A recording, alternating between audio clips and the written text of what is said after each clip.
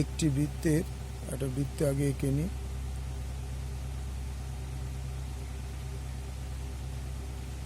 ও কেন্দ্রীয় একটি বৃত্ত,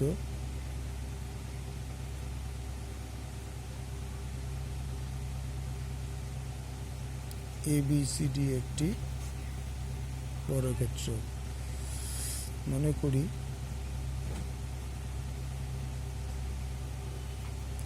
ও কেন্দ্রীয়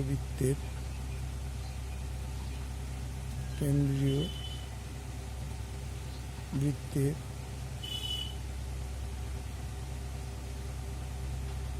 ব্যাসার্ধ ইকুয়াল টু r একক এবং ব্যাস ইকুয়াল টু 2r একক। আবার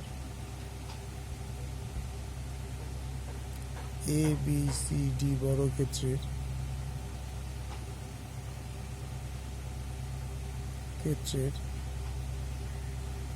বাহুর দৈর্ঘ্য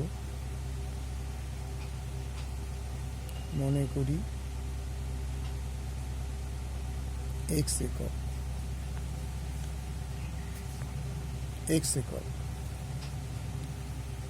সুতরাং এবার কি বলেছে, বাহুর দৈর্ঘ্য সমান প্রশ্নানুসারে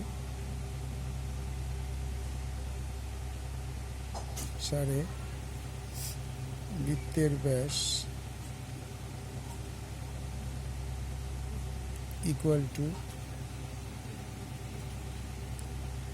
বর্গক্ষেত্রের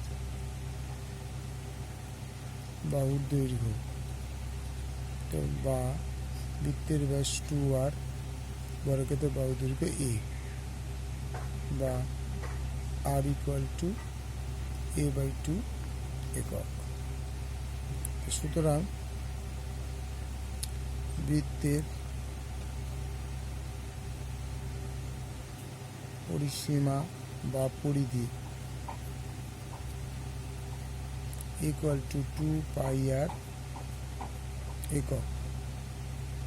তো 2 ইন্টু 22/7, r এর বদল লেখা যায় a/2 একক।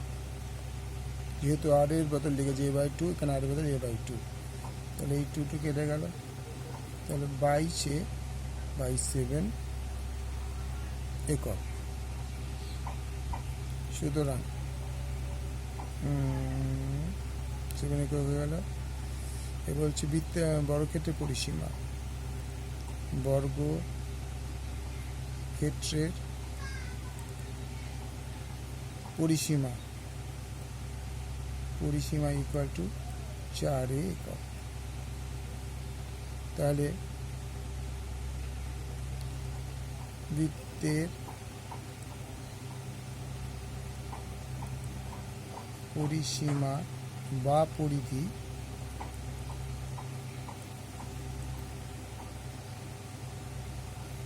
বর্গক্ষেত্রের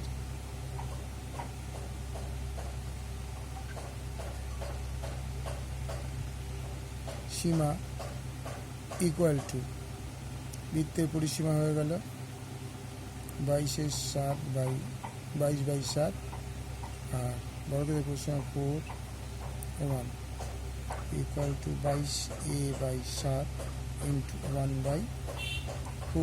এ কেটে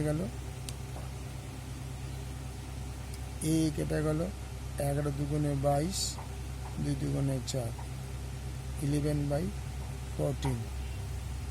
সুতরাং অনুপাতটি হল 11:14।